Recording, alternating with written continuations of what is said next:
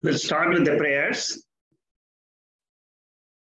Op apyayantu mamangani vaak pranaschakshushrotramatho balamindriyani cha sarvani sarvam brahmavakunoshidam maham brahma nirakuriyam mama brahma nirakarot Anirakaranamastva nirakaranam me asto tadatmani nirateya upanishatsu dharmaste me mayi santo te mayi santo om shanti shanti shanti.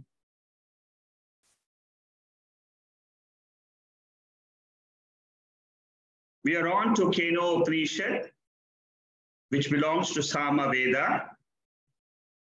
Very important Upanishad for all Vedantic students because it gives us a direct definition of Atma, which we can use it in our meditation.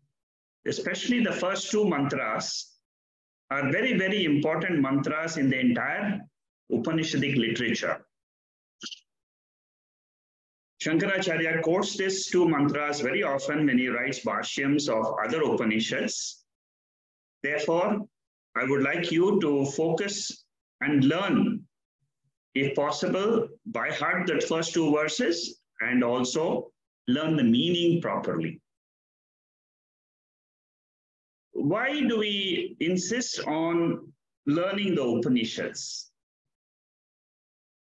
Upanishads are the only method, only sadhana, which is useful for moksha sadhana. See, among the purusharthas which are there in our Vedic literature, dharma, artha, kama, these are the three purusharthas. Dharma is living a righteous life. Artha is earning money. Kama is enjoying life, whatever it can give you in terms of joys. But there is one more Purushartha. These three Purusharthas are known to all of us. It is very natural, which we all know and which we all live. What is called as moksha purushartha is not known, first of all, to most of us. Till you come to Vedanta, and especially Jnana Kanda portion, you do not know anything about moksha. What is moksha? Even today, see, the first thing you should understand is, why am I studying this Upanishad? I'm studying this Upanishad because life is not a bed of roses. In life, there are ups and downs. How to face the life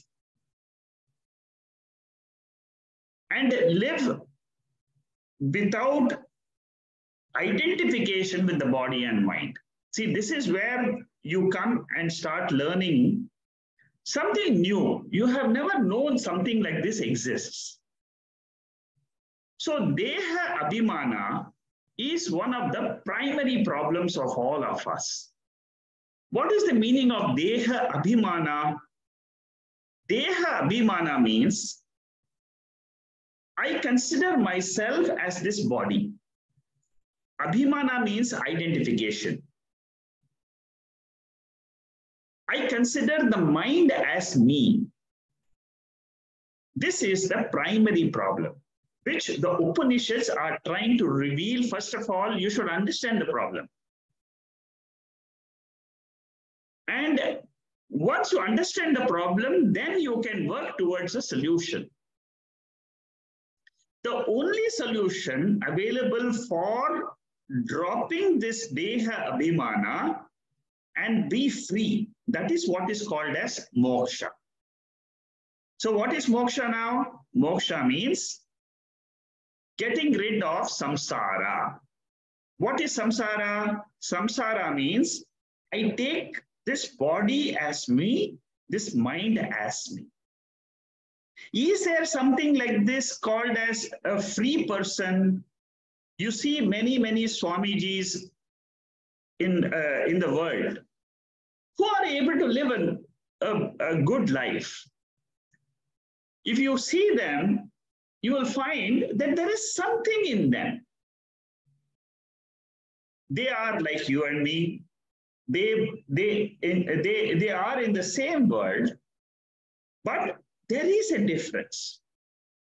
What is the difference between a jnani and a ajnani? That is what you should try to learn. The basic difference between a jnani and ajnani is a jnani is a person who has undergone a study of Upanishads. What does the study do? The study helps him to identify his primary problem in life. See, we all have problems, but then what is the root cause of the problem? The root cause of the problem is this identification. This is called as adhyasa. Adhyasa means superimposition. I am a free person. That is what the Upanishad reveals. But today, I don't know I am a free person. I can be without this body and mind, and I can remain as Atma. That is my real nature. But what do? I take Anatma, body and mind, as me. And the whole spiritual study, which can extend to 3 years, 5 years, 10 years, 15 years, 20 years. I have several people who come to me and say, I have studied Vedanta for 25 years. But still my sorrow has not gone. The same question was asked in Chandogya Upanishad by a disciple. And the answer to that question is, come to Upanishads, learn the Upanishads properly, understand the deep significance of the meaning of the verses which you are studying. This is the very important point you should remember. I am studying Upanishad because I want to know, is there anything other than this body and mind and this world? Is there anything? If this question is not bothering you, you should not be studying the Upanishads, because Upanishads are meant for the knowledge of something which exists, but which you don't know. Till you have the keen desire to know something like this, then only you should come to Upanishad, because then your study will become very intense. A casual study of Upanishads will not give you the fruit. I repeat, a casual study of, I will just try to take some principles here and there and see, like, you may take certain things out of YouTube and try to study. Certain things you may take out of some books in libraries. This is not possible. With Upanishadic study, it is not an objective science. The study is different. The study is to learn what the Upanishad is telling you, the meaning of those verses. That is the first thing. That itself takes a few years. Then you have to apply it to yourself. The challenge is in the second phase. Upanishad will tell you, you are Atma. You are not Anatma.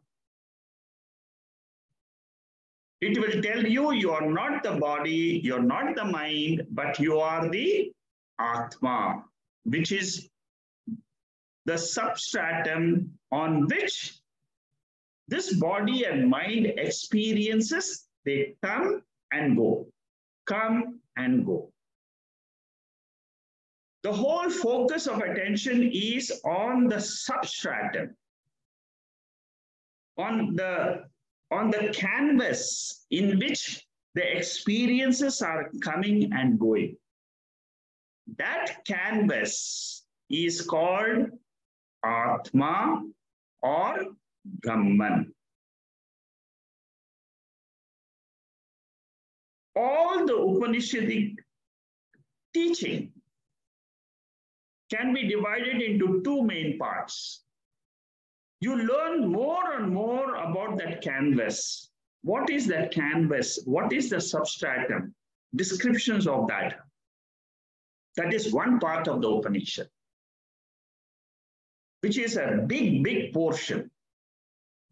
And the second portion is, how can I know that canvas is me? That whatever Upanishad reveals as Atma, how can I learn to live that?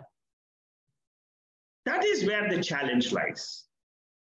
Many people do the Upanishadic first portion, but they do not apply the second part. Therefore, they say they have not found any benefit out of the study. So in my talks, basically, I want you to understand my talks will be dwelling on both the stages. Stage one is to understand what is that substratum, what is it which is called as Atma. Throughout my talks, whenever you attend any of my talks, these are the two things which I have. The two goals of my talks are, one, to know who am I, and to know that I am Atma. That is the fundamental purpose of these talks. The second purpose is, how can I realize that? How can I practically be that Atma? So keep these two goals when you are studying this Upanishad or any Upanishad. And also even Bhagavad Gita. Bhagavad Gita is also meant for the same purpose. The spiritual goal must be very clear, because many spiritual students are lost. They keep on studying so many different texts, but they don't understand what they are studying. They are just listening, hearing something, and then they feel that that will give them moksha. Moksha means there is a goal. The goal is, I have to know I am free. Who will know this? Only you will know this. So it's a personal study. There is a transformation which will happen to you. And this transformation is something which is very beautiful. It is the budding of the human mind. When the human mind is exposed to the Upanishadic teaching, the flowering of the human mind which happens is, it is able to see something, experience something which is beyond the mind. Because Upanishad is a pramanam. Like the eyes are revealing to you the form and color, Upanishadic mantras are revealing Atma. Upanishad is a pramanam exactly like your eyes or ears. The faith you have in your eyes. Today, I'm seeing a building in front of me through my eyes. I never questioned that. Is there a building? Is there not a building? I see a tree, I see a flower. I never question that. Similarly, Upanishadic mantras, especially the Keno Upanishad, the first two mantras, they reveal to me something beyond this world. You must remember that as a first point. It is not in the world, but it is beyond this world. Okay, with this short introduction, I'll go where we stopped last week. We have finished the first mantra. The first mantra is a question from a disciple. A disciple of Keno Upanishad, a student of Keno Upanishad is not a very casual student, but he is a very serious student. He has analyzed life and he has come to realize that experiences in life, they are temporary. They come, they go. Waking state comes, it goes away. Dream comes, dream goes away. The sleep state comes, the sleep state goes away. In the waking state, I find myself involved in vyavahara, in transactions. But then they don't give me what I am actually looking for. I am looking for permanent happiness, something which will not go away from me. So that student has understood that all experiences are coming from this body. Therefore, he takes the body as the question. He focuses on the body and says, if this body is experienced, then I experience the world. This is the first thing he has understood. Step number one, what is the step number one? In the sleep state, I don't experience this body. When I don't experience this body, I don't experience a world which is outside the body.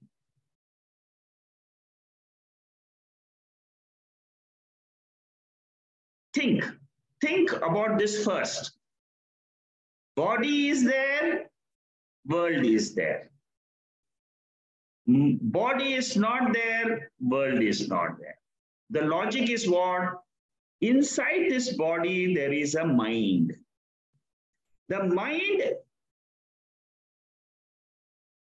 has three states: waking, dream, sleep. The body exists, but what gives the experiences now? It is not the body, but it is the mind.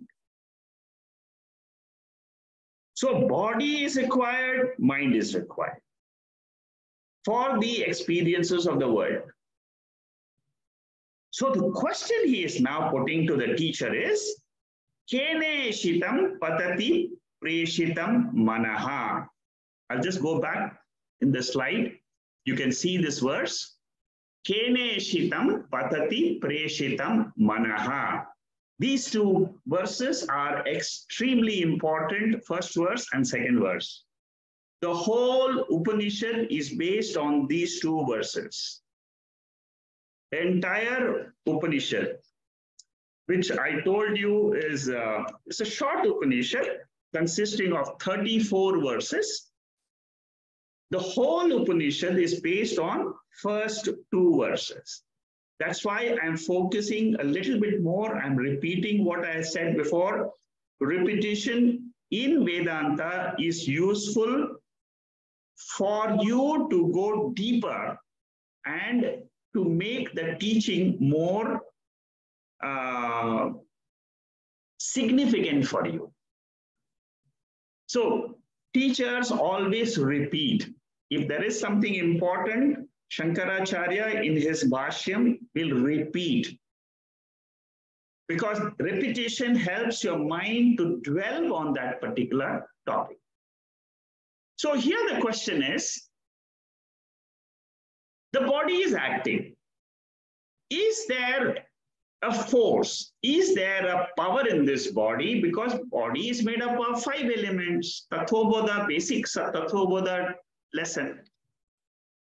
The world is made up of 5 elements. So is there an activator? Preshitam, Ishitam. Ishitam means activator. Something which blesses. Something which is the governing principle. You can use different English words. Is it willed? Is it directed? Is this body directed from with some power? Because body by itself is inert. The world by itself is inert. It cannot function in an orderly fashion. There has to be an external force which is controlling it. Like you have a driver controlling a car, a pilot controlling a plane. Similarly, you need some external force which controls the sense organs, the pranas, and the mind. 3 things. Sense organs, which includes jnanendriyas, karmendriyas. Manaha, the mind, which is antakaranam. Antakaranam consists of memory, intellect, manaha, the mind, and then the ego factor, ahamkara. So, the 5 jnanendriyas, 5 karmendriyas, 4 parts of the mind, and the 5 pranas. 5 plus 5 plus 5, 15 plus 4. These 19 factors which are in the body, the gross body is the external vesture. But inside that vesture is this subtle body. The subtle body consists of 19 factors, which leave the body when it wants to take up another body. And then what is left behind is only the external body, which we call it as a dead body. Inside this external vesture is this subtle body. The subtle body is powered by, governed by a spiritual principle. That spiritual principle is the question of a disciple to his teacher. What is that? How does the prana be in this body for 60 years, 50 years? How is my mind thinking of so many objects in the world? I mean, it's a miracle. The body has got 5 pranas. The 5 pranas, they control the physiological functions of the body. Digestion happens every 1.5 hours, 3 hours. I feel hungry again. How? The seasons come on time externally. There is the planetary motion, the cosmic motion which is there happening. All that is how? Is there an intelligent factor in this world? That is the student in Keno Upanishad. And he is asking the first question, what is that power? Is that power an active power which can be seen, or is it a passive power which my eyes and ears, the sense organs, cannot perceive? Here, the student has thought about all this. And then he goes to the teacher. See, can you imagine? It's not like a casual student going to a teacher and saying, no, teacher, I heard something called as Veda, or some Upanishad. Can you teach me Upanishads? No. This is a serious student. So when you go to a teacher, you should have done your homework first. Then the teacher will understand you are a serious student, asking some serious questions, and you want to follow a spiritual study for a few years. So this is the question which every student, when he goes through the Upanishad, he will also ask this question. In his own mind, the mind will start churning about some force, some power. And then the student will start the journey of that seekerhood starts. Seeking that power which controls this entire body, the functions of the body. And not only that, it is the same power which is controlling the external world. This is the discovery of a spiritual student. This is what you and I have to discover when we finish the Keno Upanishad. Yes, I have understood the question and I have understood the answer in the second verse of the teacher. Today we will get into the second verse of the Keno Upanishad. The second verse says, Shrotrasya Shrotram, Manaso Manoyad, Vachoha Vacham, Sau Pranasya Pranaha, Chakshusha Chakshu, Adimuchya Dhiraha, Pretyasman Lokan Amrita Bhavanti. See, when Shankaracharya writes a commentary, he has written two types of commentary for Keno Upanishad. One commentary, he has taken every word, Shrotrasya Shrotram. So he has given the commentary on Shrotram, Manaso, Mano, Yado, Yade, Vacho, Vacham. All this, each word he takes, it's called as Padabhashyam. It's available in the internet. You can see it, you can read it. You can, after you have gone through this basic understanding of the Upanishad, for those who are interested, you could dwell on the Bhashyam. You can, because it requires more time. And it is all in Sanskrit. So slowly you need to understand the word meaning, then understand the sentence. The second commentary Shankaracharya has written is called as Vakya Bhashya. He has taken the whole sentence and then he has written a commentary. And see, Shankaracharya's commentaries are very interesting because he goes into certain areas which normally a teacher will never go into. He will go and ask questions, debates he will have. He will put certain questions in our mind which we will never ask. But then going through those questions and answers in the Bhashyam, in the commentary, is a very, very, very detailed study. It's not only academic, but it is also spiritually very enlightening. So here, Shrotrasya Shrotram. See, look at what the teacher is saying. The teacher is saying it is the ear of the ear.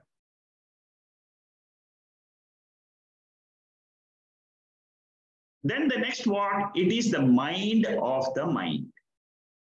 It is the tongue of the tongue. It is the life of the life. Pranasya pranaha. Chakshusha chakshuhi.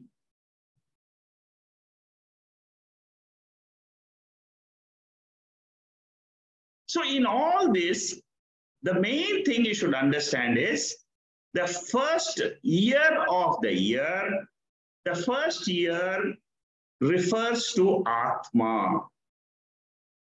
It is the spiritual essence, the spiritual light, which makes the ear a year. It is because of the light you call that golakam as an eye. That portion in your body, you call it as an eye. Why is it called eye? Because it has got the power behind the eyes. Therefore, that Atma, that spiritual principle behind the sense organs, behind the mind, behind the speech, behind the pranas is called as Atma. This is the definition of Atma in Keno Upanishad. Shankaracharya, in his commentary, he says he spends a little bit of time asking the student is asking, why don't you give me a direct definition? Why do you put it in a very convoluted manner? Why do you confuse me? Is there another year of the year and all that? He discusses all that in his commentary. Then the teacher says, Shankaracharya writes in a commentary himself, he says, Atma is the substratum. It is the basis on which all our experiences come of the body, of the mind, of the world. Therefore, it is not available for the senses. The only way to describe something like this is an indirect definition. One of the indirect definition of Atma or Brahman is, it is Jagat Karanam. In Taittiriya Upanishad, the student there also goes to a disciple, he asks the question, then the teacher says, Atma, or there is a Karanam. In Mundaka Upanishad also, which we studied before, the teacher said there is a Karanam, there is a cause. That cause is before the effect. The world is a product, is an effect. The cause is Brahman for the world. For the body, the cause is Atma. When you look at it in individual body-mind complex, it is called as Atma. When you look at the whole world, it is called as Brahman. Atma and Brahman are the same. It is the same power. That is what we come to realize from the Mahavakya. In every Upanishad, you will find a link, a oneness between Vyashti and Samashti. Vyashti means individual. Samashti means total. Unless and until, first of all, the lesson is there is Atma, there is Brahman. That is the lesson number one. Then lesson number two is this Atma is the same as Brahman. See, our intellect has to go through this teaching like this.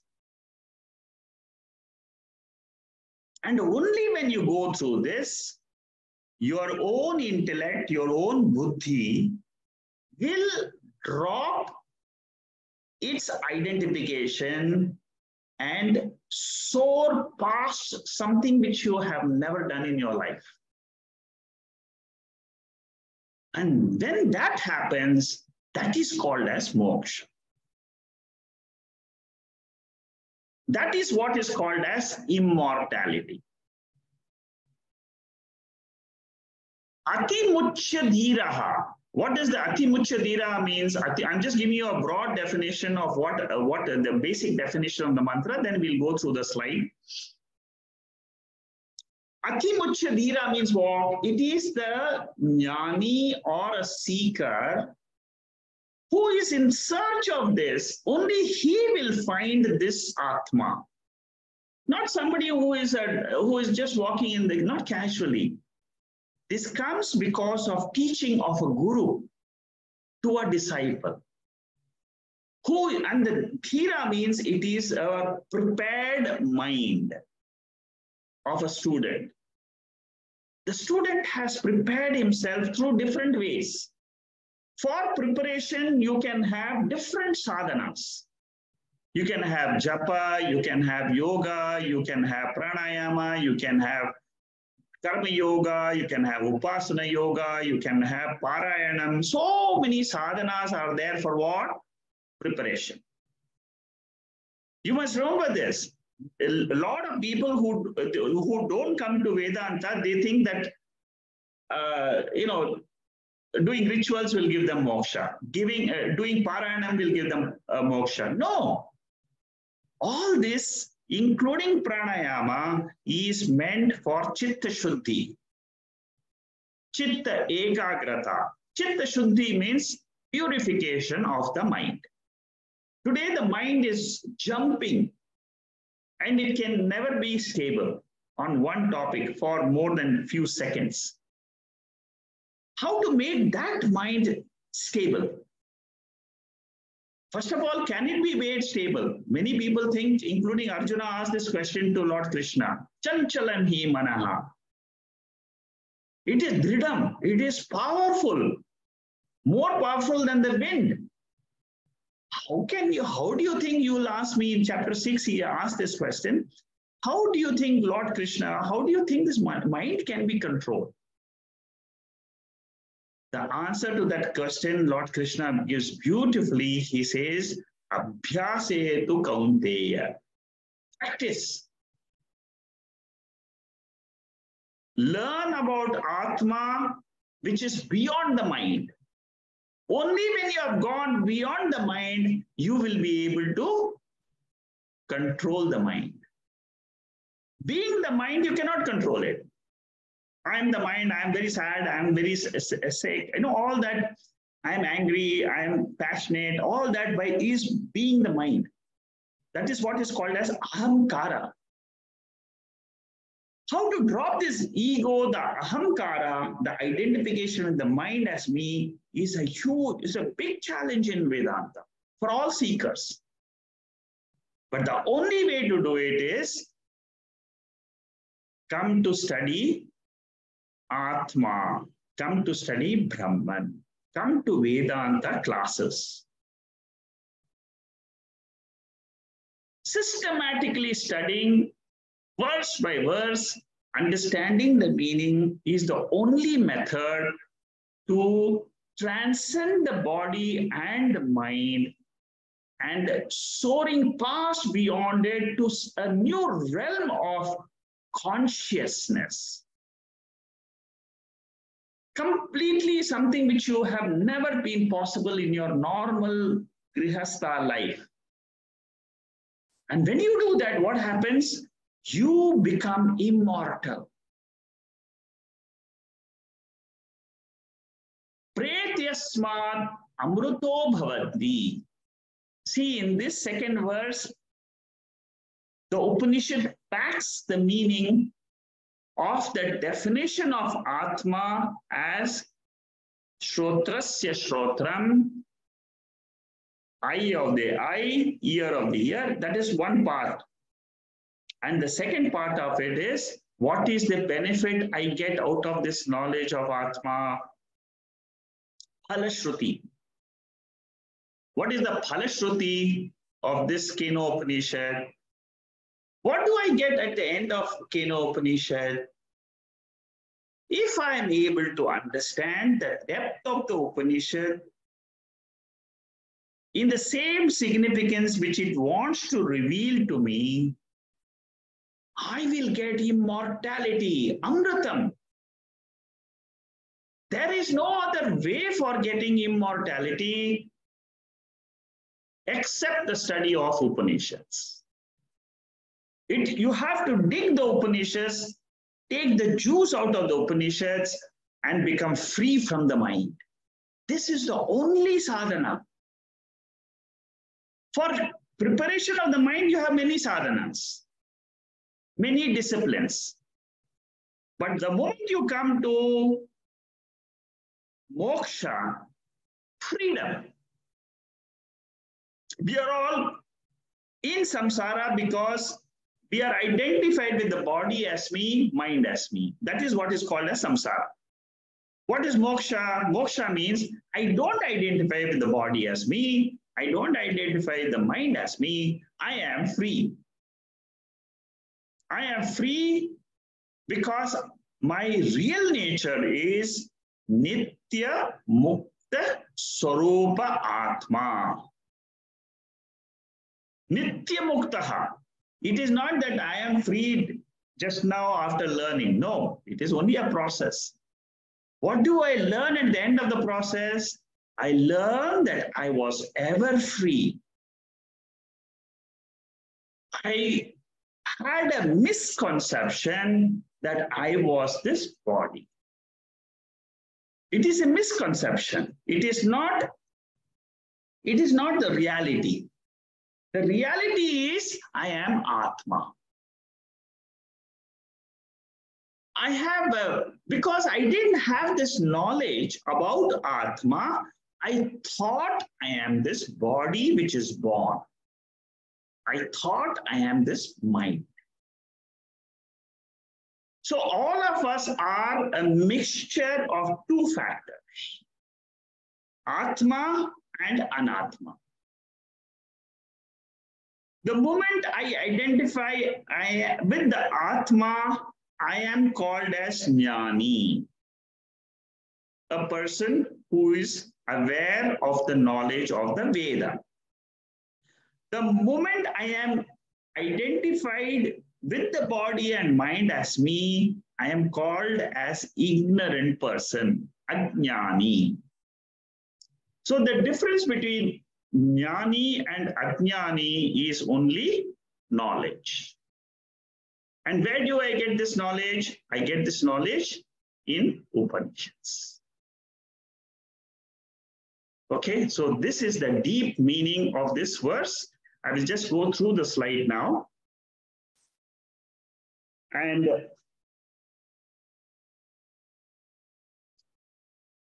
this verse gives a direct definition of the infinite eternal life principle, which is called as Atma or Brahman. I have given you what is Atma, what is Brahman. It is a principle. It is something which exists.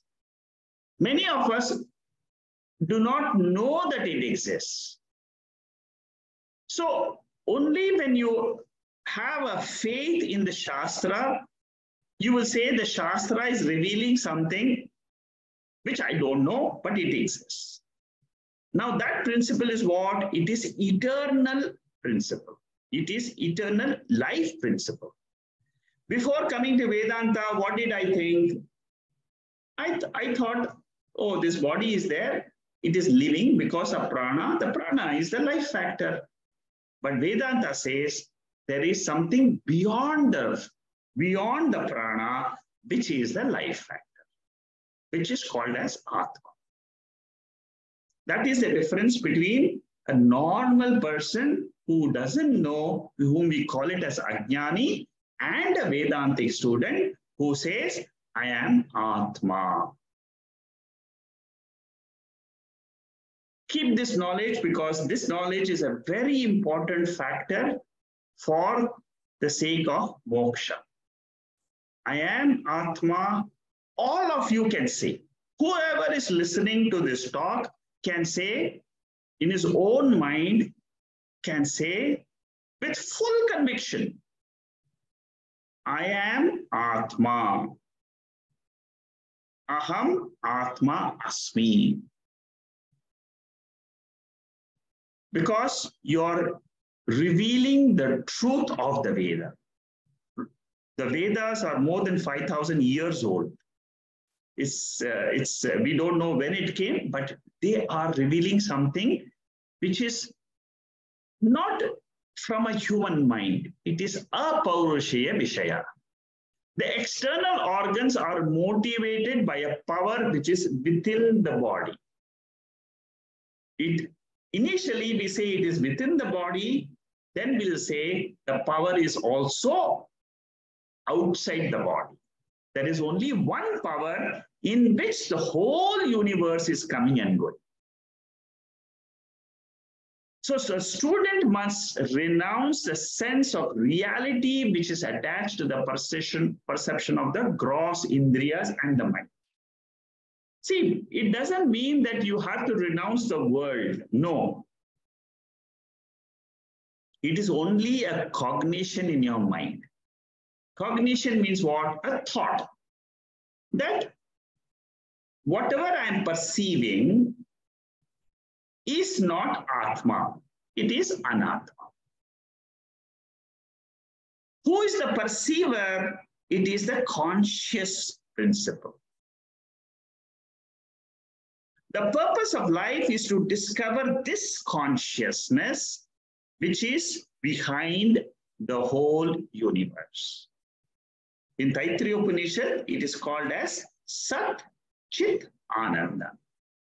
The same eternal principle in Keno Upanishad is called as Shrotrasya Shrotram. Indirect definition of Atma.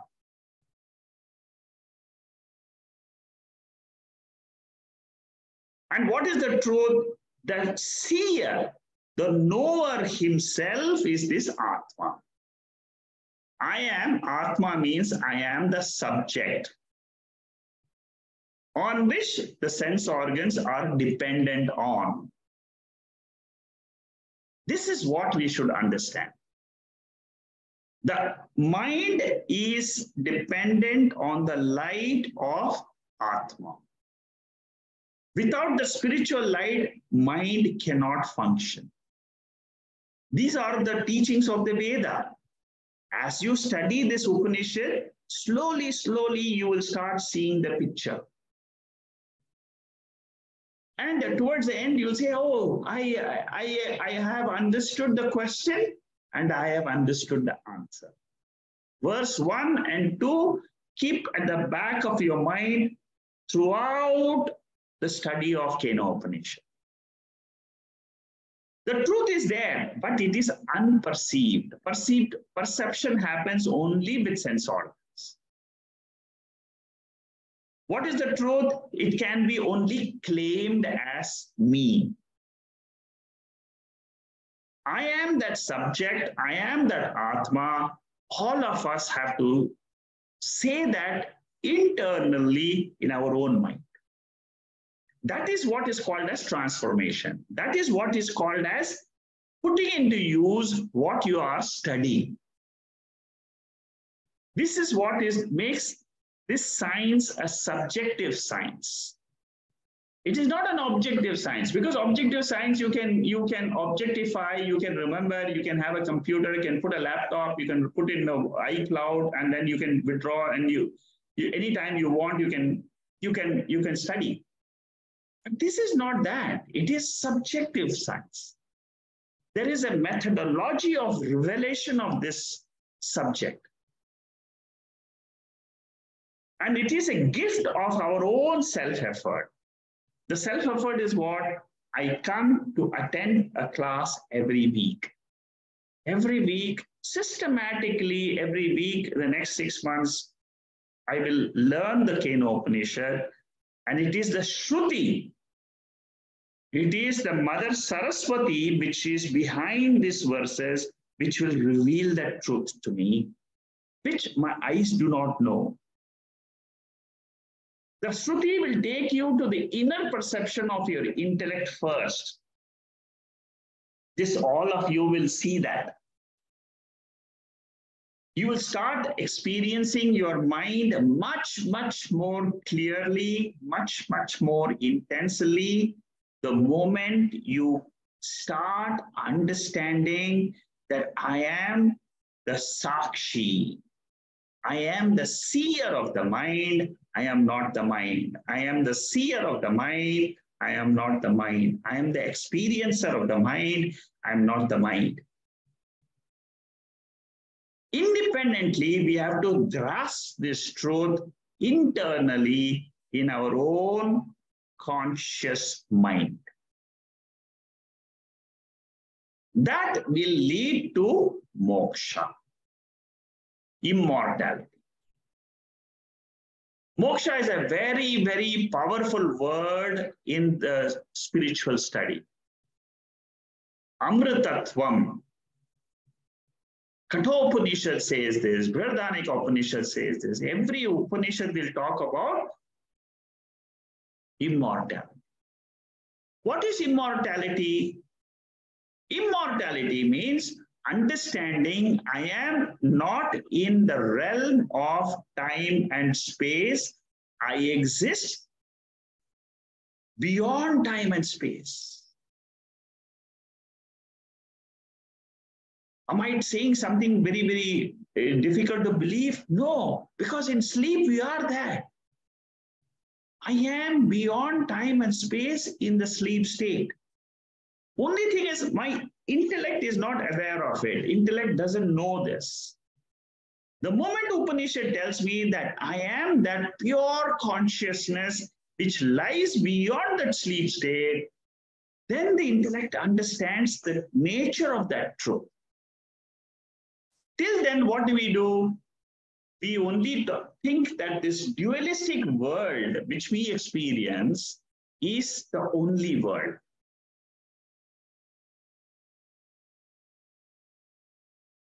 What is meaning of dualism?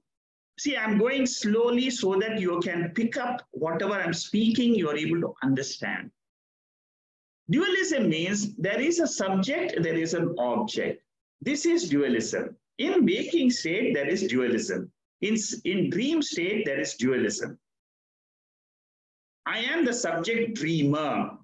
I am dreaming. I am experiencing different objects in the dream world. There is an instrument, there is a subject, and there is an object. These three put together is called as experience, which is called as Triputi in Sanskrit. Triputi means what? Subject, object, and the experiencing mind, the thoughts. In the waking state, there are thoughts or not? Yes, thoughts are there. Therefore, I am called as a perceiver. What do I perceive? I perceive the world of objects, which is the world of five sense organs. So the mind is there, the perceiver is there, and the perceived world is there. That is what is called as duality. And what is Advaitam? Non-dual nature. Non-dual nature is an independent Atma principle. It exists by itself. And what is this dualism which I experience? It comes and goes in that Advaita principle, which is Atma, which is consciousness. That is why it is called as Advaita, non-dual. We'll study this word Advaitam more in the Upanishad, which is called as Mandukya Upanishad. We'll go into very big depths. There is one full chapter based on this Advaita in Mandukya Upanishad. See, our rishis have gone into very great depths of understanding and analyzing all our experiences. Before we come to Vedanta, we have just a glimpse of this world, but we don't understand the reality behind the world. Veda reveals the reality. The moment you know the reality and then look at the same world, it is a different vision. Atma Drishti or Jnani Drishti and Ajnani Drishti. Ajnani Drishti is samsara. Jnani Drishti is moksha. So all of us will become Jnani Drishti by the study of Upanishads. So what Shankaracharya says is that if dualism is true, then there can never be moksha. Moksha is only possible because dualism is not true. What is the truth? Advaitam is the truth. Advaita means what? Non-dual reality. How do I understand this non-dual reality? Unless until this consciousness is there, there is no world. It will take a few years to accept this fact. See, sometimes Veda reveals something, but my intellect cannot accept it. It takes a few repeated listening. That's why we say repeated Shravanam makes this teaching go deep into your unconscious mind. When the teaching goes to your unconscious mind, the subconscious mind, then that revelation which happens is something which cannot be described by words. So we surrender our ego and the gross world. That is what is called as renunciation. It is mental activity. It is an exercise in the mind. The whole spiritual journey is not a physical journey, but it is a mental journey. Always remember this. It is not a physical journey. It is a mental journey. I train my mind with the help of a guru and with the help of a teacher, with the help of the Shastra. Both are important. We take the help of the Shastra. Shastra means what? Upanishads. The words in the Upanishads have the power to reveal this unseen Atma, unseen nature of consciousness. Then we will realize that we create our own pains and sorrows through our mind and intellect instrument. The mind and intellect is an instrument. It is not me. We live a life of false values, false attachments to the finite world, finite body, and therefore the body and the world is ephemeral. It is only finite. It exists, appears to exist, but it is not existence. What exists is consciousness or Atma. What appears is this body, mind, and the world. If you can know the difference between what I'm saying as existent Atma, which is eternal, and know the difference of all our experiences, the waking, the dream, the sleep, the entire experiences which we undergo throughout our life, all that is nothing but anatma. Remember this. All the time remember, while experiencing the world, remembering this is what makes a jnani, you a jnani. What do I get from the study of Upanishad? I only come to know I am consciousness principle. I am the Atma. Atma is eternal. It never goes and comes. It is my real Swarupa, nature. Because it is in my nature, it is never changing. I have to go to the depth of this consciousness principle to understand what is this world. The world I experience it is not the reality. It is an appearance. The world of dream is an appearance. It is not the reality. The world of waking is an appearance. It is not the reality. And sleep is something which we all know. It is just a state where we don't experience neither the dream world, neither the waking. But what is the reality? Atma, Chaitanyam, pure consciousness, Shrotrasya Shrotram. It is the Atma behind the ear. It is the Atma behind the sense organs. In short, it is the Atma behind the individual body, mind, and the world. Can you see the depth of the second verse, the depth of the answer given by the Guru? Very deep. This knowledge is extremely deep. And it can be realized by each one of us. That's the beauty. See, if somebody says there is something and then, you take it as an object and you keep on searching. And the Guru never tells you it is not an object. Don't try to objectify it. You will remain eternally in samsara, but turn the attention and say, I am that Atma. I am that subject. I am all what the Upanishad is describing as Shrotrasya Shrotram, Manaso Manaha, Chakshusha Chakshuha. That principle which makes the I is this consciousness principle.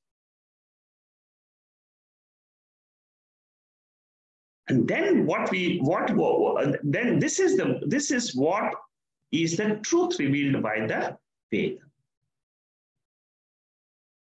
Then what happens to me then, once this knowledge gets soaked in me, like the rasgulla is there in a syrup. Rasgulla is soaked in the syrup. Then what you do, you can take the juice. Similarly, when I live in this world as pure consciousness, all the experience may come and go, but I'm not affected by that. Because I have learned the truth. The truth is, I am of the nature of consciousness. I am eternal. I am beyond time. Time, space, objects are born from consciousness. They exist in consciousness. They resolve in consciousness. Kaivalya Upanishad, many of you have done this Upanishad with me. Mayeva sakalam jatam, mai sarvam pratishtitam, mai sarvam layam yati. That consciousness is my real nature. Cognize this source of life, not outside, but in your own mind. Then you will say it is the mind of the mind. It is the light in which all the emotions are known by me. That knowing principle is this consciousness, is this Shrotrasya Shrotram. By transcending our thoughts and in our intellect, we reach this psychological perfection which is described in the Veda. And this perfection is the only way to return to our real nature. All of us, we lead a life of ahamkara. We get up in the morning, I am an individual body and mind, and we go through the experiences of life. There is no way to stop the experiences of life because it is determined by, governed by, impelled by prarabdha karma, sanchita karma, and agami karma. The moment you put your hat on in the waking state, you are an individual body, mind. Let the body mind go through this whole process of karma phala. Veda explains to you, I am beyond the field of karma. Therefore, I am a spiritual being with a temporary human body and mind. I'm eternal. All the Upanishads, they declare this. Again and again, they declare this. The second verse declares this. Adimuchyadhiraha.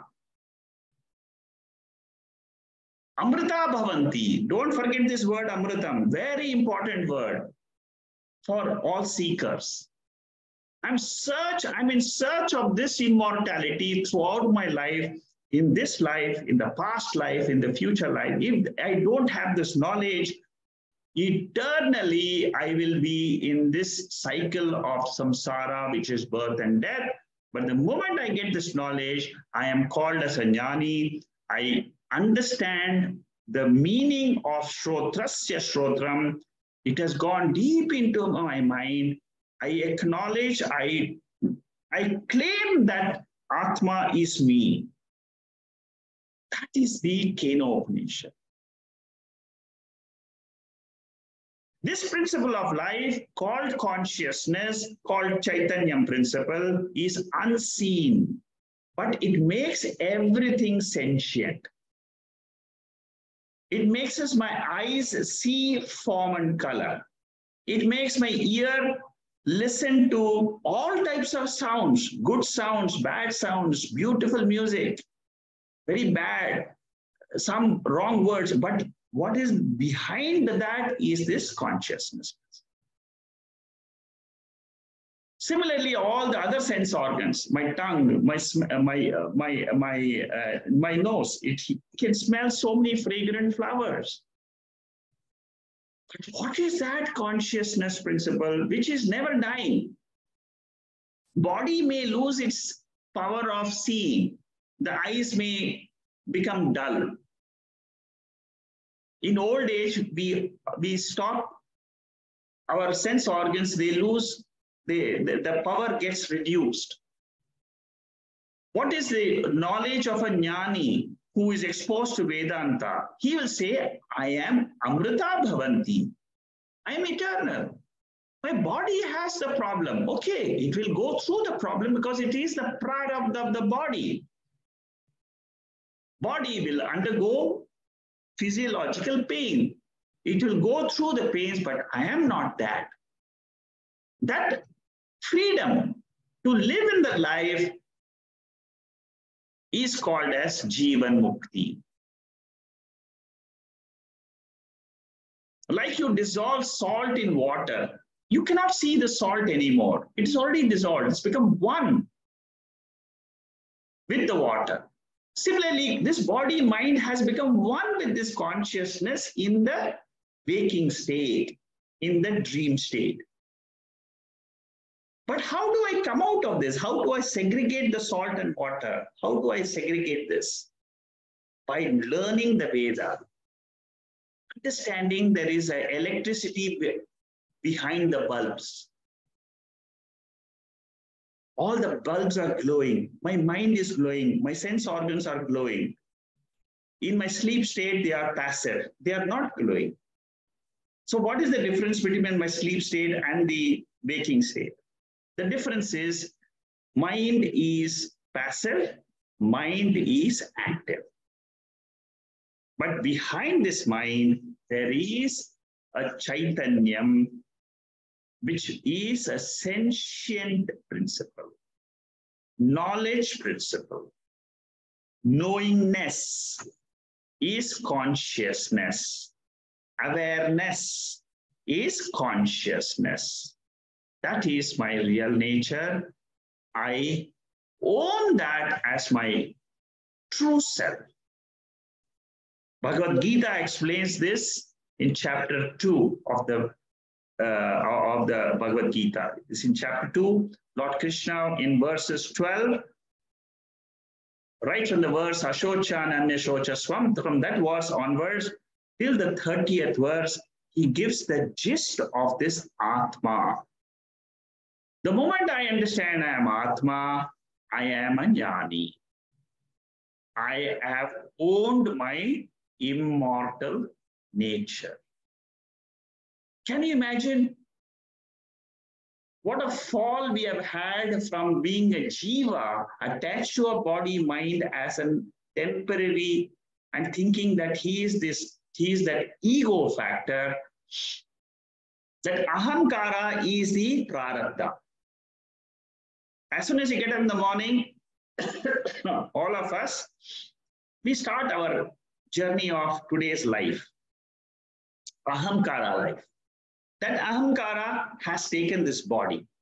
It will go through the experiences. That is the only way the ahamkara will exhaust itself, through the experience of prarabdha karma. Again, if that ahankara doesn't know the truth of the universe, it will keep taking birth after birth in different bodies.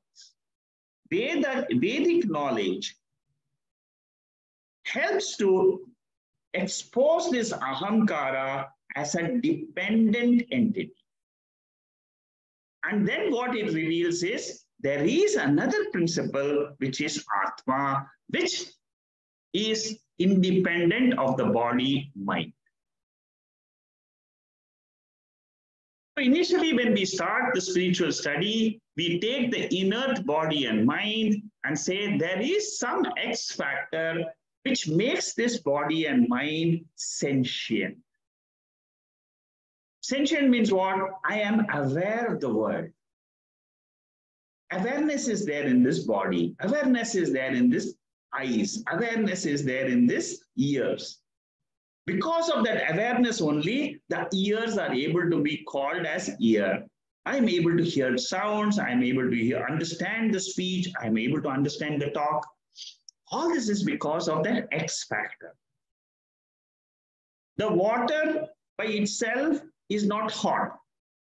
The heat, when you put the water into a stove and heat it, the water becomes hot. It becomes hot water. How do I separate? How do I understand there is something called as heat in the water? By knowledge of the fire principle. Similarly, by knowledge of that X factor through the Upanishad, from Keno Upanishad, I understand there is an Atma, there is a consciousness principle which is governing the sense organs. A very big knowledge. I wish this was taught in schools also, in colleges also, so that we become more aware of the reality behind the world. So similarly, so water is normally cold, it gets borrowed heat, and then we call it hot water. Similarly, the body and mind, they borrow consciousness and it becomes sentient. Consciousness by itself is not the individual. By itself is an independent entity. When you talk about consciousness as an independent entity, it is called as lakshyartha. Lakshyam, indicative meaning of the word I. We all use the word I, aham. This aham has got two parts, the atma part and anatma part. Atma part, if I am referring, I am a body. I am so and so. I have got a name. That name is given to whom? The body. Who am I without the name? As in the sleep state, it is the lakshyartha. It is an indicative entity which the Upanishad is revealing as this Atma. Okay, so all these are lessons to be learned in a step-by-step fashion. When you learn it like this, it becomes very easy. All of us, we can say, yes, yes, yes. Whatever you're saying is very logical. It has reason behind it. Upanishads are completely logical. You must know how to unravel the mystery behind these verses.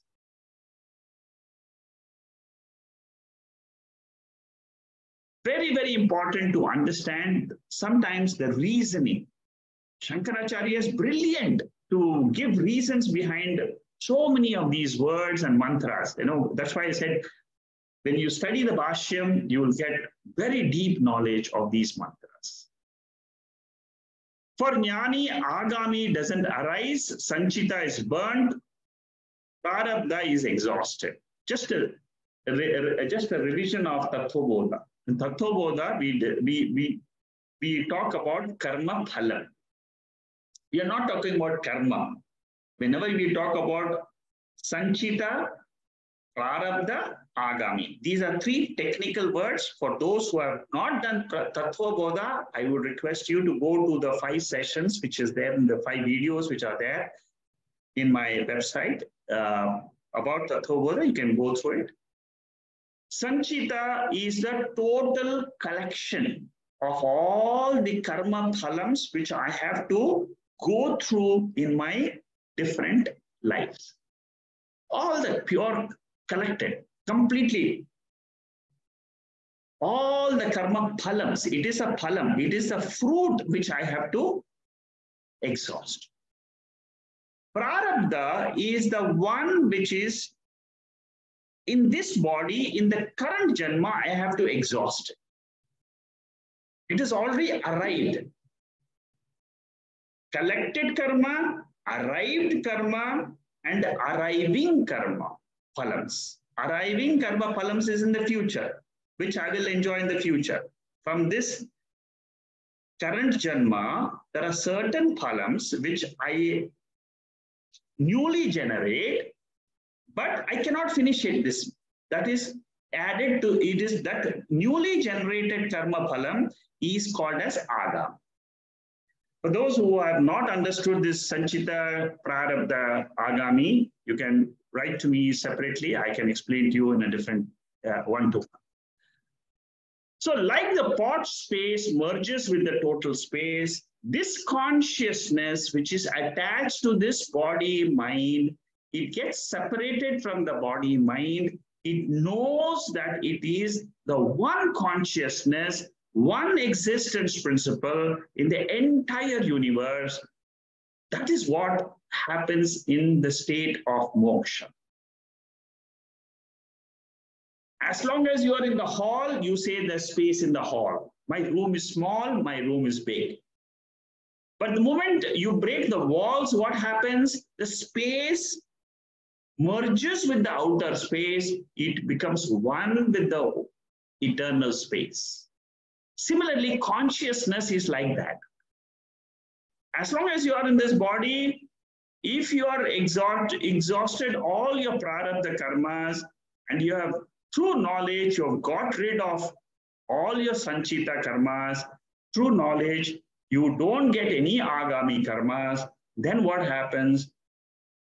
You let the body exhaust its karma phalam in this birth.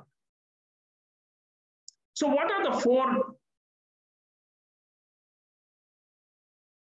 Okay, one more sentence is, each of these sentences are very important. You call this consciousness as jiva, or you call this consciousness as Ishvara.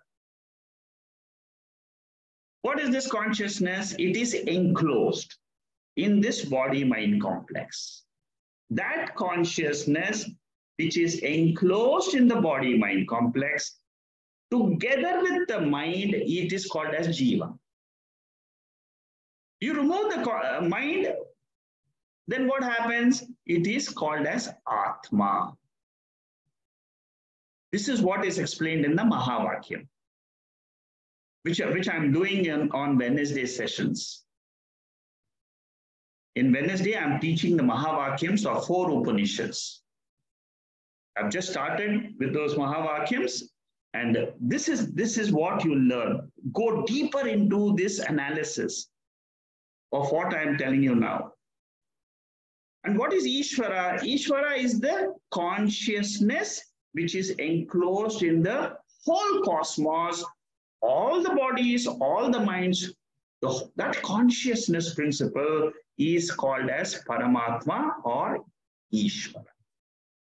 As long as you are experiencing the world, you can use the word Jivaha and Ishvara. Suppose you are not in the waking state, you are neither a Jiva, you are neither Ishvara, you don't experience Ishvara, but you are in your true self as that Atma. If you come to know and you claim that Atma as my real nature, you are free. Throughout the spiritual study, throughout the Keno Upanishad sessions, All you have to do is keep recognizing that Atma deep within yourself as your real nature. So some of the students, they come again and again, even though they have listened to my Keno Upanishad 3 times before, they come again because they are able to dwell in their nature. So 4 topics are there in this verse. Number 1, Atma Swarupam. What is the Swarupam of Atma? It is Shrotrasya Shrotram. It is the one principle which is behind the eyes, behind the ears, behind the tongue, behind my hands, behind my mind, behind the pranas. That is Atma. That is the nature of Atma. Swarupam means nature. Atma Jnanam. What is this Atma Jnanam? It will teach me that it is an eternal principle. It is not affected by the world. It is an independent principle. What is the third topic? Jivan Mukti Phalam. Jivan Mukti means what? I own up that Atma as my true nature. That is the fruit of the study of the Upanishads. What is Videha Mukti? Videha Mukti means I don't take any birth. There is no rebirth for me. Because I have known I am the eternal Atma. In the light of that consciousness principle, this waking is coming and going for the experience of a particular jiva. That's all. I'm not that jivatvam is gone. I am that pure Atma. Therefore, why these are all given by the scriptures. Jivan Mukti, Videha Mukti, the phalam of the study of Upanishad is not, it is mentioned in the scriptures.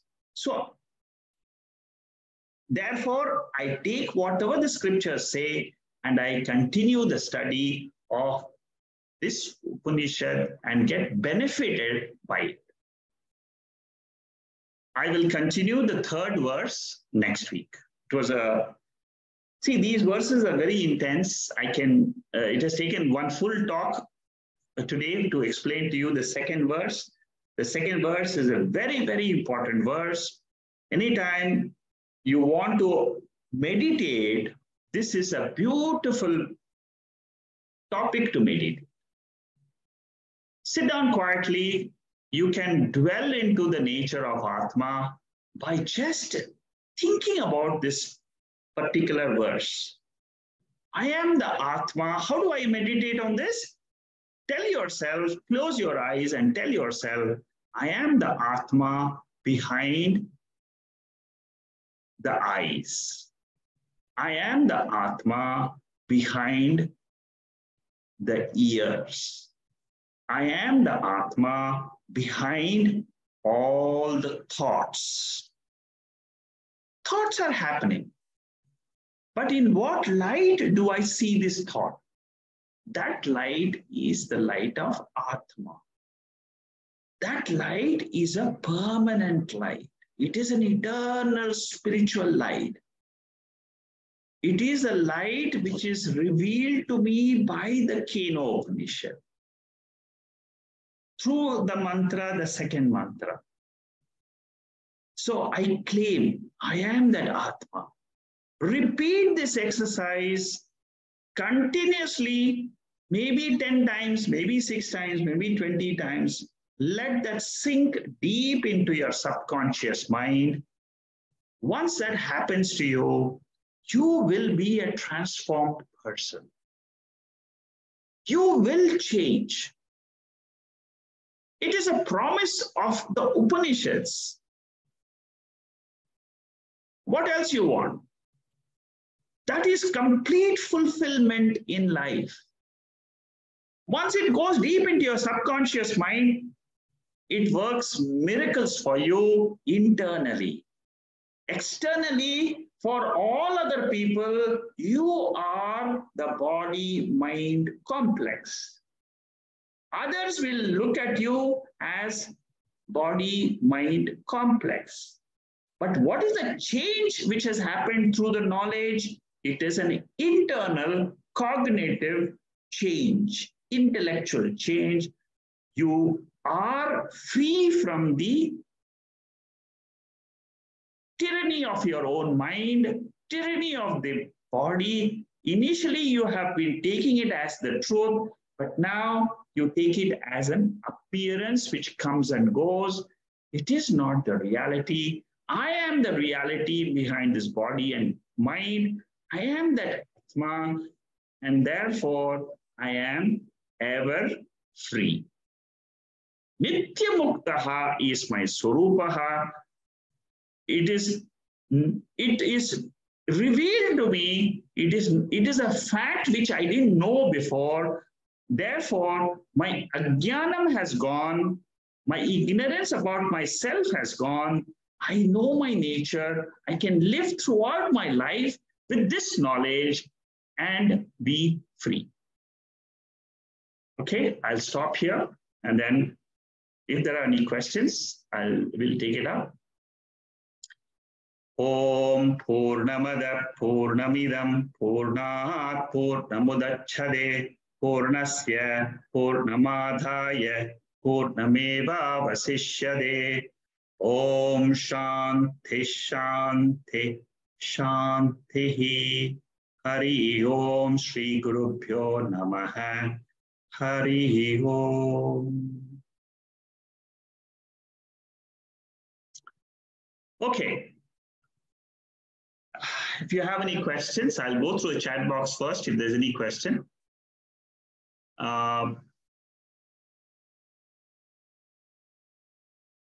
Okay, a couple of questions are there.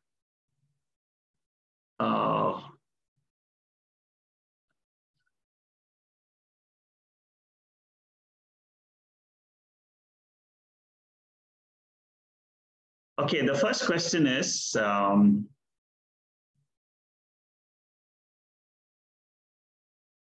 there are a lot of remarks today. Okay. When the Atma is able to perceive, then what would be the purpose of creating different types of sense organs like an eye or ear? This is due to prarabdha karma. So who creates, why is this, why Ishvara creates different bodies? Ishvara creates different bodies because there are jivas. Jivas are anadi. Anadi means they are Jiva is never born, is never created by Ishvara. They are there eternally, permanently in creation. Now, therefore, the question should be directed more towards the body in the sense that eye can hear or ear cannot see. Okay, what you're saying is, why create something in why create this inert world? Is that what your question is? I think there are some people who have answered this. Why Ishvara enclosed himself in the jiva? What is the work that does not get accumulated? Is Maya the cause of the three stages? Okay. Sujit, if you can just ask me your question, then it will be easy for me to answer directly. Can you please unmute yourself? And then I'll go to Manikandan's question.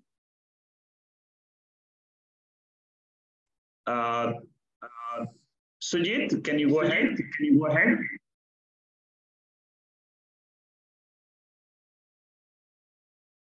Can you speak? Can you unmute yourself and speak?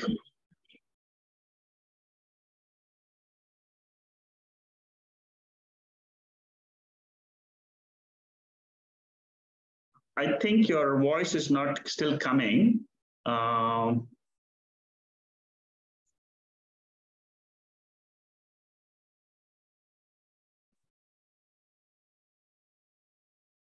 Okay, now I think you will be able to speak. Sujit, are you able to hear me?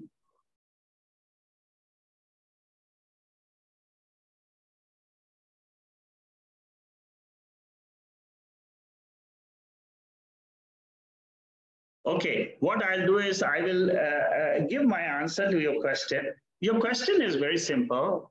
Why Ishvara creates this world? That is your question. Why he creates an inert world? The answer is given in the Upanishads.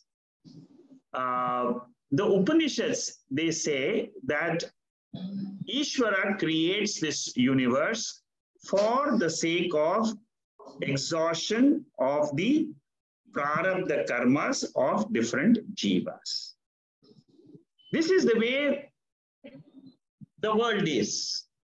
There is a consciousness principle, there is an inert world. I'm trying to understand the world as it is.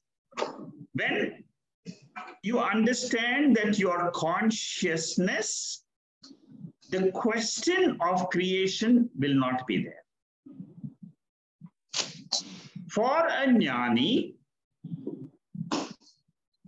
the question gets dissolved. You are still asking the question because you are identified with the body and mind as you. You are thinking, I am the body, I am the mind. As an ajnani, this question will keep coming again and again because of identification with the body. Okay, so the difference is the question is coming from wrong identification. The moment you correct your vision, you become jnani drishti, jnana drishti. You have known consciousness and then you are consciousness. You tell yourself, I am consciousness. What is the Upanishad saying? This whole world is appearing. It is not existing. It is appearing and disappearing. Suppose I ask you the question, why did you create yesterday's dream? No answer. A dream came and went. It was an appearance. Does it make any difference to you today as a waker? No. So the dream world and the dream experience is an appearance in consciousness. Similarly, waking and waking experiences are appearances in consciousness. From the consciousness point of view, they are tucham. Tucham means they are as good as non-existent. Therefore, your question needs to be corrected and it gets dissolved. I'm telling you, the question will get dissolved the moment you shift your attention as I am the consciousness principle in which this whole creation is coming, but it is coming and going only in a serious way only for a jnani. For a jnani, it is not at all affecting at all. It is not going to affect him at all. Therefore, the question is gone.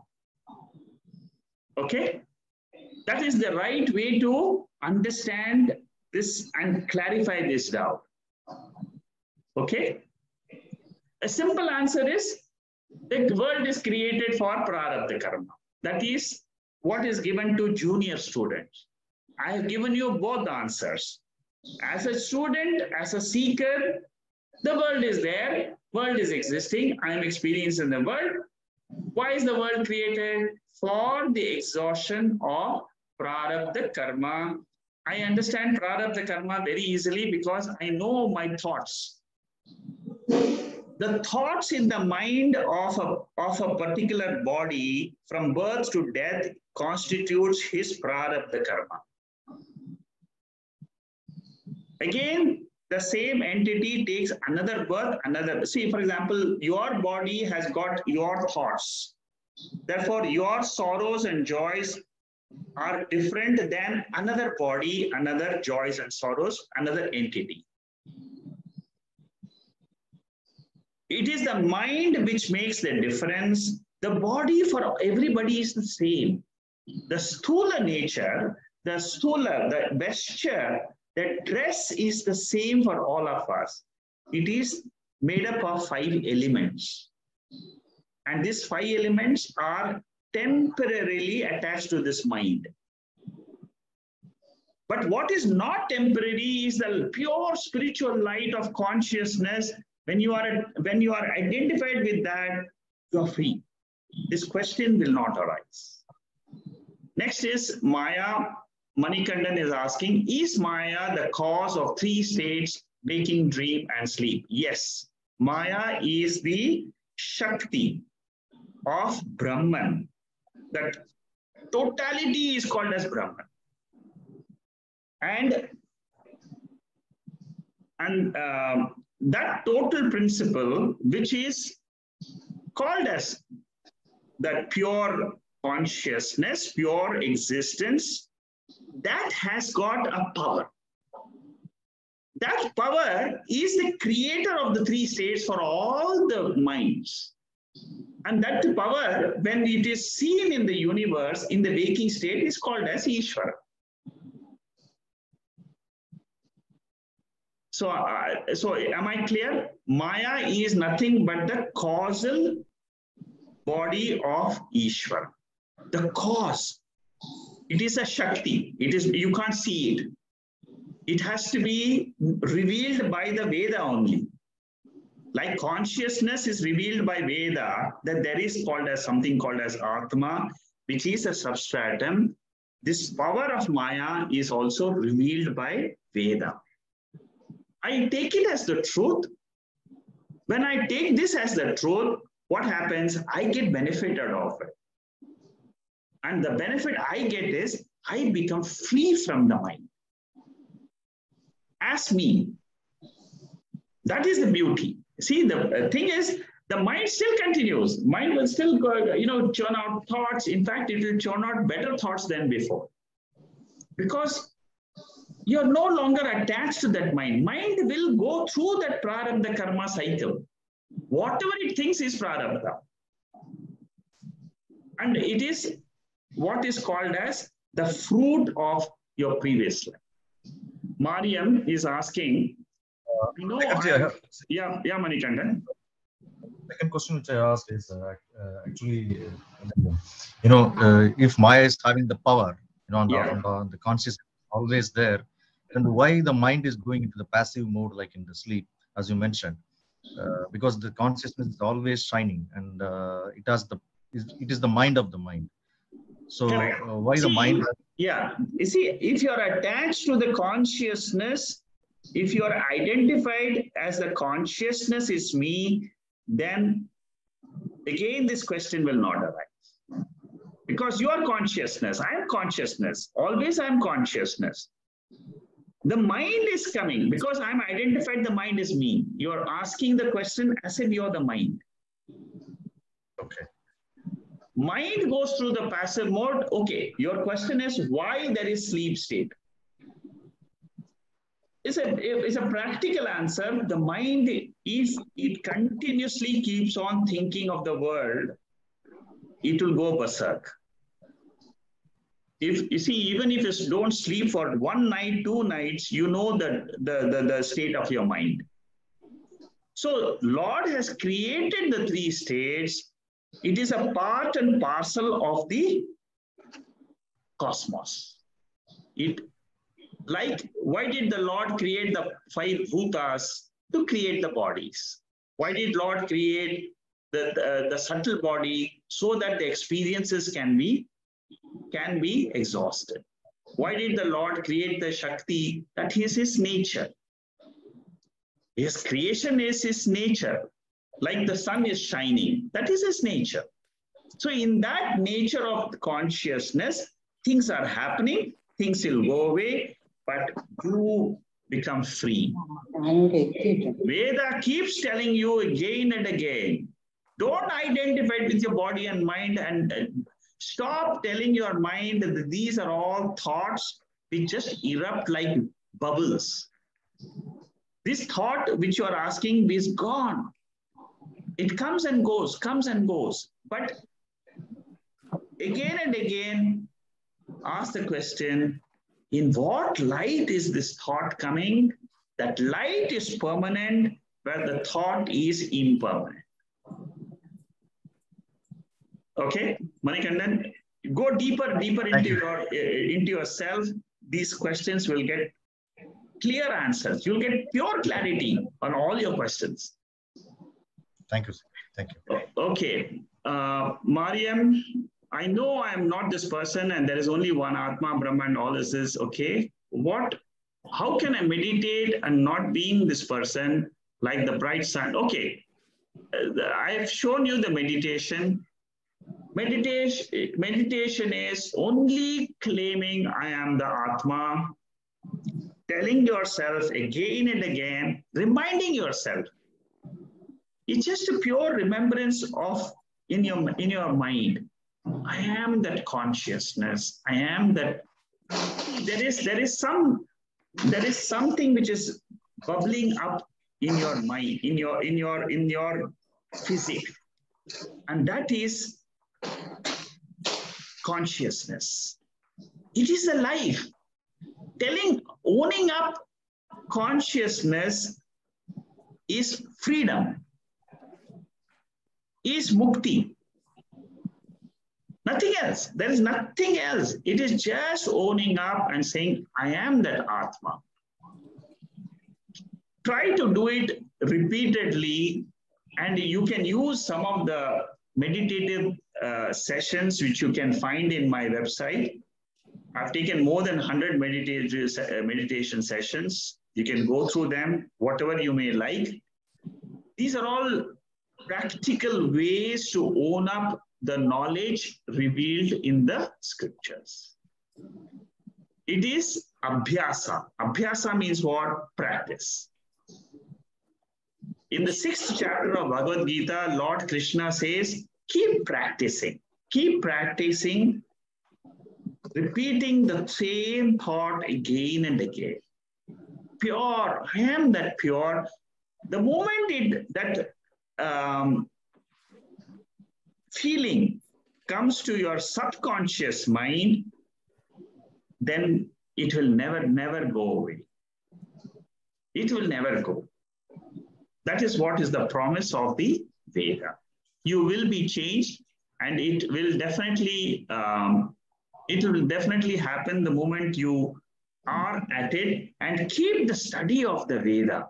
See, another thing which I always like to tell you is keep listening to the scriptures.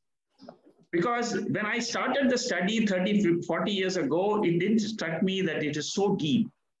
But the moment I kept on listening, I became so engrossed in it. And there is a transformation which happens after repeated listen. Because your intellect, all our intellects that is what is called as a pure intellect. The more the intellect becomes purer, the more the mind becomes steady. That revelation of the consciousness which reflects in that mind becomes clearer.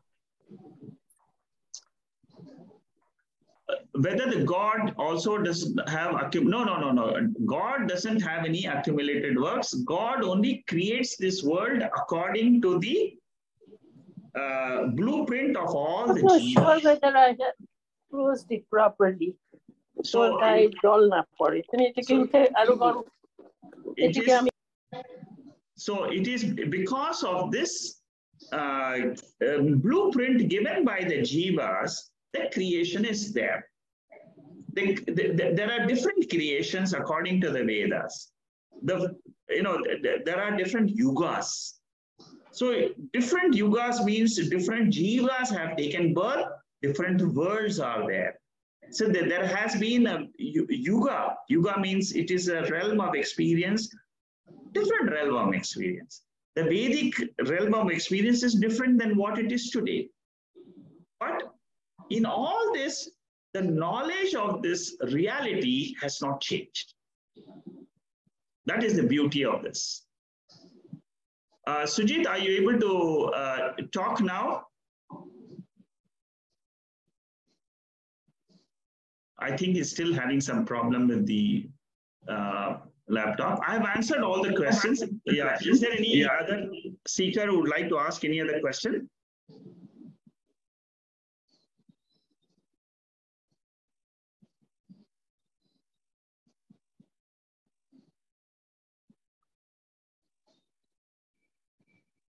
Shanmugam, have you unmuted everybody?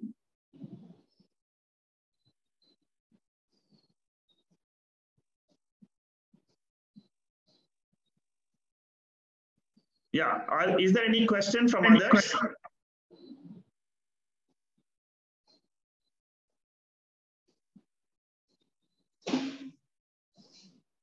If there are no questions, then I will close today's session. Can you please talk about initiation? That's another question which has just come in the chat box. Initiation is a slightly different topic. It is more to do with the guru and a shishya, and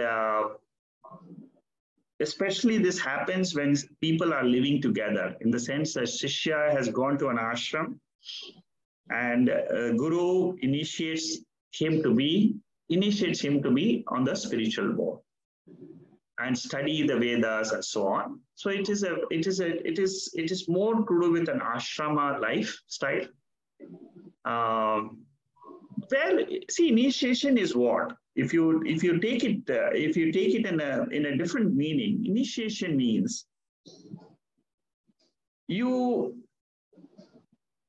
take somebody as a guru and says, okay, I will follow his teachings, I will follow his talks. In today's world, you can take anybody as a guru whom you like, and then for a certain period of time, listen to what he talks about the scriptures. Very, very important point you should remember. Understand, don't go to any other person who is, you see, there are different topics in there. Veda discusses so many different topics. But if you want initiation for freedom, initiation to understand the depth of the Veda, always remember one thing, stick to the Upanishads. Let your study remain focused on Upanishadic study. That's what my advice would be. Learn the Upanishad, learn the meaning of the Upanishads, go deep into the Upanishads, because this is the only way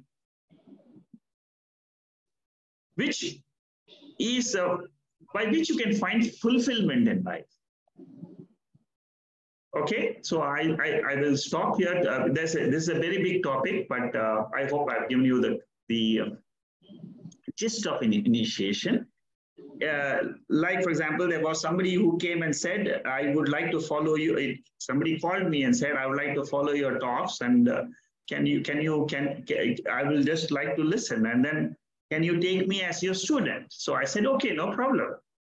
Then he said, okay, can you help me with the whole program, and can you guide me as to what I should study first, second, third? I said, that's very good. And then he said, okay, I can ask some questions. Okay, I said, okay, once a month you come and ask me questions.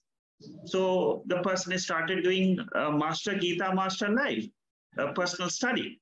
That is what is initiation in today's world. See, the moment you know that you are studying Upanishads with a goal of freedom, which is the basic purpose of the study. My advice is, don't get into this study if at all you're not serious about the study and not making it a life mission. It is not something which is a temporary study for a few weeks and then you leave and then you come back after another 6 months and then you see. No, it is a continuous. Take one text, finish it. Take another text, finish it.